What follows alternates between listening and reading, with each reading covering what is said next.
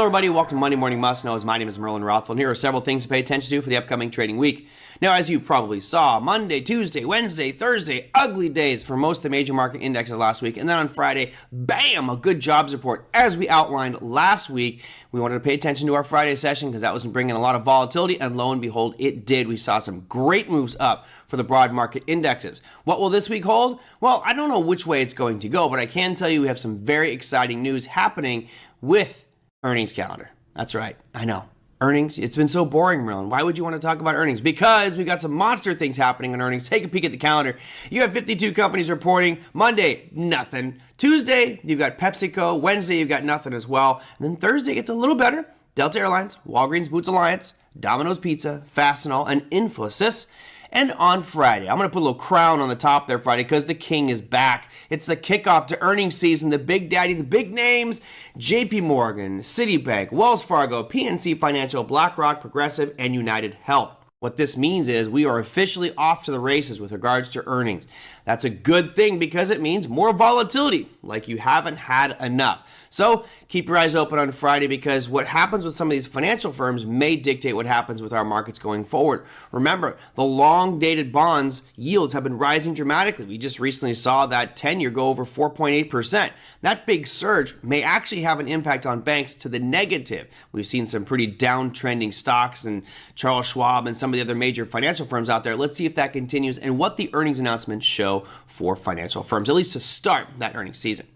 All right, our next piece we're going to talk about is back to inflation. Yes, I know it keeps raising its ugly head and will not stop until inflation is completely under control. So we'll start things off earlier on in the week. On Wednesday, it's a bit different. Normally we start off with CPI and then we go to PPI. This week we're starting with PPI, which is your producer price index, Wednesday at 8:30 a.m. Eastern time. And as you can see on the hard red edge of your chart here, it has been surging up. We've got 4 consecutive months in a row that the cost of goods has been rising for producers. That's a sign of inflation being persistent. And you notice how high it is.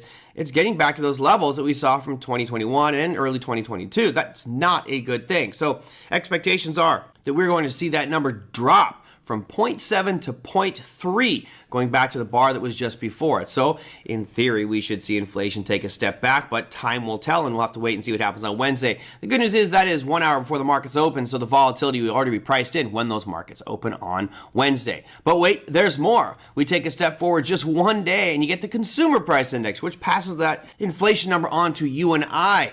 Thursday at 8:30 a.m. Eastern time, we will see that number come out. And you can see the previous number was 0.6, another big jump up, and they are expecting that right now to be cut in half. They're expecting to drop from 0.6% to 0.3%.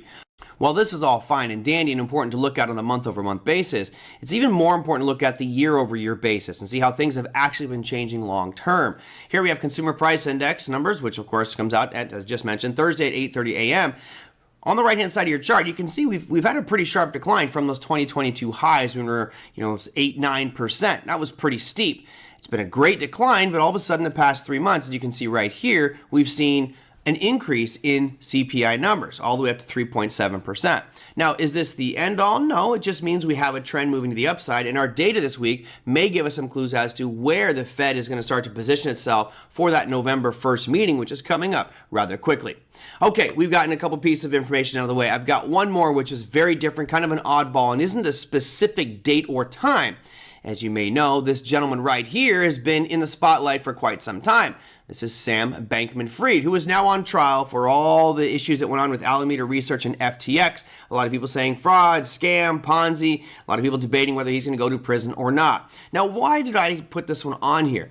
Well, first off, you have to understand that this individual has been giving out not thousands, not hundreds of thousands, not millions, but tens of millions of dollars to elected officials. We're talking both aisles, Democrats, Republicans. He has been flooding their pockets with money that may have been ill-gotten, right? It may have been from this fraudulent thing that people are calling FTX and Alameda Research. Now, the trial is still going on. And the reason I put this on is last week, the trial was going, and there was a lot of speculation about who might be testifying, who might be getting on stage, and whose names might be brought into the fray.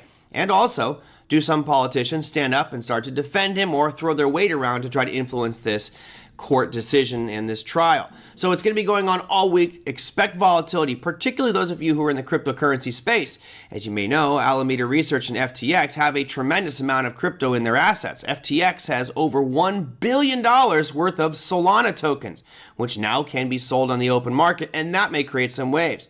They also have over $500 million worth of Bitcoin sitting on their books, and that, of course, can be sold as well, creating a lot of moves. Now, this all ties into other pieces as well. As you know, there is a lot of talk about the Bitcoin ETF or spot Bitcoin ETF coming to the market. I, for one, am extremely excited about that. I do believe it will happen by the end of the year, and I believe there will be multiple firms that are approved for a spot Bitcoin F by the end of the year, and that could create a huge surge up in the whole crypto space. So keep your eye on that one, something fun, a little bit different, which may move these markets. And again, I'm really interested to see how all the politics tie into it. The big stuff for the week, though, is your earnings calendar. Huge news on Friday as we kick off earnings season with the banks. And then, of course, inflation data, which may steer the path for the Fed going forward at the November 1st FOMC meeting. That, my friends, is your Monday morning must-knows. We'll see you next week.